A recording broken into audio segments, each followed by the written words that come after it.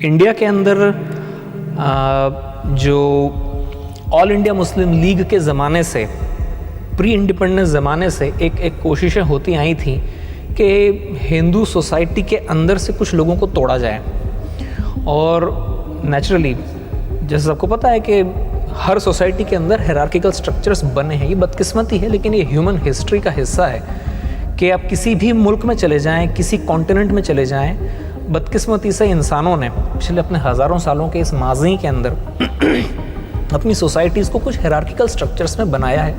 जिसमें ऊपर वाले लोगों ने नीचे वालों का फ़ायदा उठाया है। ये यूरोप में भी हुआ है,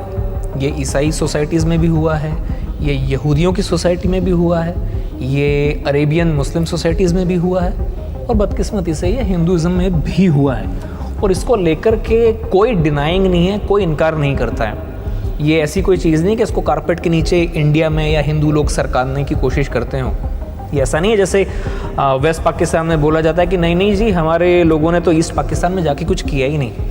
कोई बुरा नहीं किया। ऐसा कोई डिनायल नहीं है इंडिया के अंदर। इंडिया में बच्चा जब से पैदा होता है उसे चौथी क्लास से सोशल स्टडीज़ की किताबों में ये साफ साफ बतलाया जाता है कि हिंदू सोसाइटीज़ में पहले जो आज की तारीख में दलित कहलाते हैं और जो पहले शूद्र कहलाते थे, उनके साथ में किस तरह से सोशल ऑपरेशन हुआ या सोशल इनजस्टिस हुआ, किस तरह से उन्हें सेम कुएं से पानी नहीं पीने दिया जाता था, या उन्हें सड़क पर चलने के लिए जब सो कॉल्ड अपर कास्ट के लोग चलते थे तो उन्हें साथ में चलने नहीं दिया जाता था। ये इस तरह की तमाम पार्ट हर चैप्टर हर क्लास के अंदर बच्चों को पढ़ाया जाता है, बताया जाता है। ये चीज़ हुई है और इस चीज़ को लेकर के कोई भी खुश नहीं है इंडिया में। और इसी के चलते प्रायश्चित के तौर पर, पछतावे के तौर पर, इंडियन रिपब्लिक जिस पहले दिन से अस्तित्व में आया है, पहले दिन से उसने कुछ इस किस्म का पॉजिटिव डिस्क्रिमिनेशन किया है, जिसे कॉन्स्टिट्यूशनली पॉजिटिव डिस्क्रिमिनेशन कहा गया, जिसे रिजर्वेशन भी कहते हैं। पहले दिन से इंडियन रिपब्लिक उस पाप का पछतावा करता है जो पाप खुद इंडियन रिपब्लिक ने नहीं किए। ये राजे रजवाड़ों के ज़माने में हुए हैं, अंग्रेज़ों के ज़माने में हुए हैं, और उनसे पहले जो अलग अलग हर तरह के लोग आए हैं, शक, हूण, तुर्क, मंगोल, मुग़ल या जो भी लोग आए हैं, उन सब के ज़माने में ये चीज़ें होती आई हैं। उसको लेकर के गड़बड़ें हुई, लेकिन उसका पछतावा आज की तारीख में इंडियन रिपब्लिक करता है। लोअर जो सोसाइटीज़ का जो हिस्सा है दलित, उन लोगों को तोड़कर अपनी तरफ खींच लें, ये प्रोजेक्ट बहुत पुराना है इंडिया के अंदर। ऑल इंडिया मुस्लिम लीग करती थी, और जो दलितों के एक बहुत बड़े लीडर हुए हैं डॉक्टर भीमराव रामजी अंबेडकर,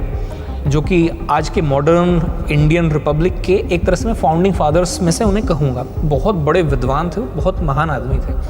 भारत रत्न भी उन्हें मिला है। उन्होंने अपने फॉलोअर्स को एक बात कही थी जिस बात को सब लोग दबा जाते हैं। उन्होंने कहा था अपने फॉलोअर्स से, दलितों से, कि इस गलत फहमी में कभी मत रहना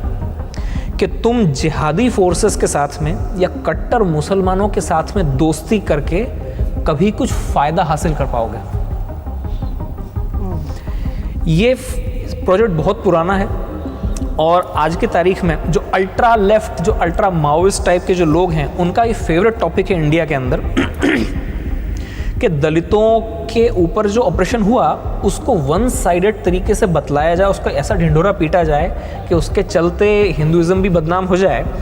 और जो एंटी नेशनल जो बोगी है या टुकड़े टुकड़े गैंग कहो आप उसे, या उसे रैडिकल, कुछ रैडिकल अम्बेडकराइट्स भी हैं इंडिया के अंदर, उन सब लोगों का एक लामबंद, एक तरह से जॉइंट फोर्स के रूप में किया जाए, प्लस मुस्लिम्स की भी जो कट्टर एलिमेंट्स हैं उन सब के साथ में ज्वाइन करके एक काउंटर नैरेटिव खड़ा करने की कोशिश करें कि कैसे तो भी करके इंडिया का कुछ नुकसान हो जाए।